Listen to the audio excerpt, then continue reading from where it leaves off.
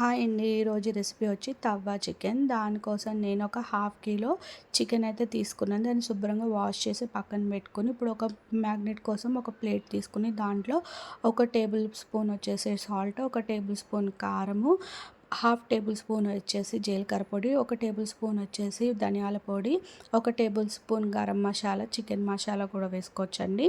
కొద్దిగా పసుపు వేసుకొని ఆయిల్ వేసుకొని ముందుగా కలుపుకొని, ఇప్పుడు దాంట్లోనే ఒక టూ టేబుల్ స్పూన్ పెరుగు వేసుకొని బాగా కలుపుకొని, దాని చికెన్ ముక్కలందరికీ బాగా మ్యాగ్నేట్ చేసుకోవాలండి. ఇలా బాగా కలుపుకున్న తర్వాత ఇప్పుడు ఒక 2 రెమ్మలు కరివేపాకు వేసుకొని చికెన్ని 2 అవర్స్ పాటు మనం మ్యాగ్నేట్ చేసి పక్కన పెట్టుకోవాలి.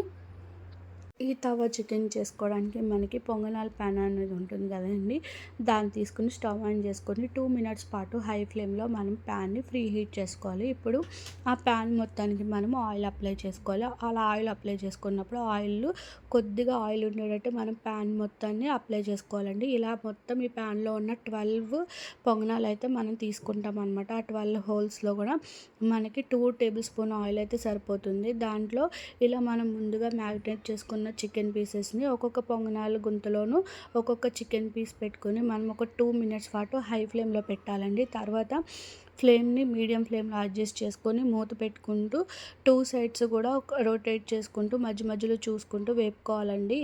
దీన్ని మొత్తం ఇలా ఫ్రై అవ్వడానికి మనకి 5 నుంచి 10 మినిట్స్ లోపల అయిపోతుందన్నమాట. మనం ఒకసారి హై ఫ్లేమ్ నుంచి మీడియం ఫ్లేమ్కి అడ్జస్ట్ చేసుకున్న తర్వాత ప్రతి 2 నిమిషాలకు ఒకసారి మూత తీసుకొని ఒక స్పూన్ సాయంతో మనం చికెన్ అనేది రొటేట్ చేసుకోవాలండి. ముందు వెనక కూడా బాగా ఫ్రై చేసుకోవాలన్నమాట. ఇలా ఫ్రై చేసుకోవడం వల్ల మనకి చికెన్ అనేది బాగా ఫ్రై అవుతుంది. అలాగే దీని టేస్ట్ వచ్చేసి కూడా మనకి బయట రెస్టారెంట్ స్టైల్లా ఉంటుంది. ఇప్పుడు దీన్ని సర్వింగ్ ప్లేట్లో తీసుకోవాలండి. ఫైనల్లీ మన తవ్వ చికెన్ అనేది రెడీ అండి. Thank you for watching friends.